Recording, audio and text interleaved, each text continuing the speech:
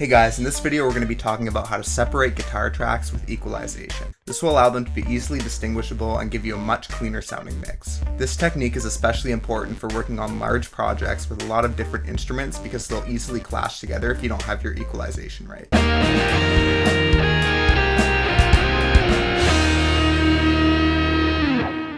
We'll start off recording 2 electric guitar tracks. To do this, I'm using an Avid 11 rack and a Gibson Les Paul Studio. We'll use a more saturated distortion sound to keep it the same between both tracks. I'm also recording both these tracks in mono. We'll have one as a rhythm track and the other has a bit of a lead riff going on. No panning has been applied to these tracks since we want the separation to be made by equalization and not by stereo separation. We've also added an additional bass track and drums to make this more of a real-world situation. First, we'll play it back with just the 2 guitar tracks.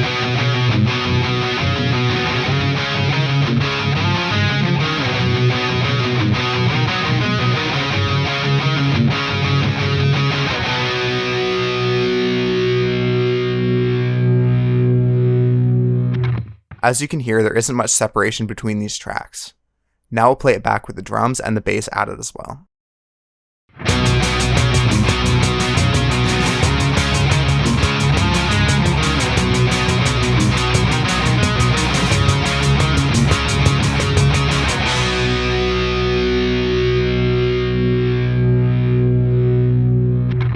In a full band situation like you'd usually be working with, everything here is clashing and very difficult to hear apart.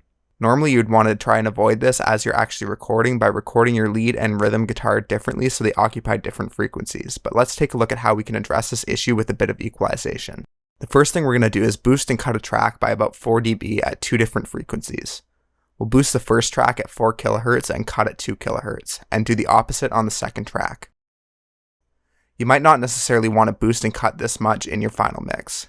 We've taken it a little bit farther than normal since this video will be uploaded online and subtle changes are a lot more difficult to distinguish after the video is compressed.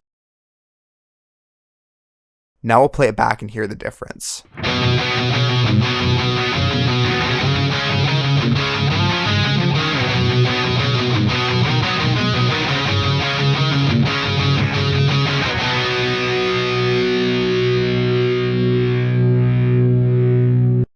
So there is quite a bit more separation going on now, but we still have issues at the bottom end. Let's add a high pass filter to cut off a lot of those low frequencies. These don't normally add too much to the guitar, especially in a full band situation. If we don't do this, it will be difficult to get separation between the guitars and bass, and it will be much more difficult to hear the kick drum. We'll set our high pass filter to cut off below 120 Hz. Now let's play them both back.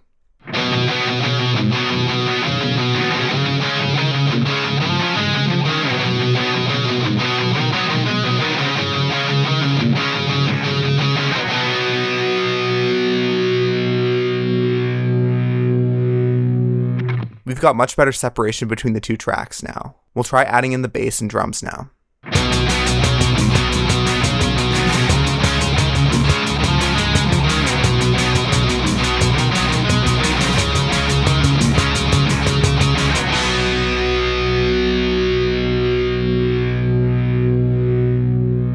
So this is a lot better than where we started. The one thing I would like to do is cut out the bass frequencies where we emphasize the guitar. So make 2 cuts to the bass EQ, one at 2 kHz and the other at 4 kHz. I'll also boost the bass by 5 dB at 110 Hz. Now we'll play everything back together.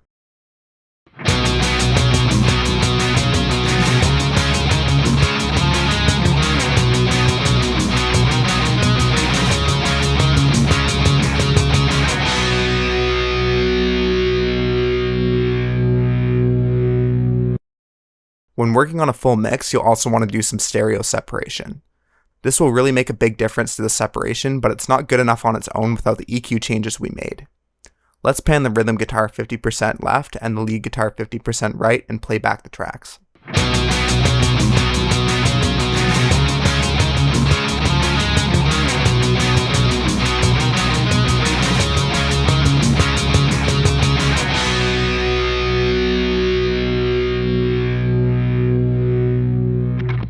So for a quick edit like this, we did a pretty decent job getting separation between our 2 guitar tracks and our bass. The last thing we'll do is a side-by-side comparison with all our mono tracks with no effects, and then switching to our final track with all the effects applied.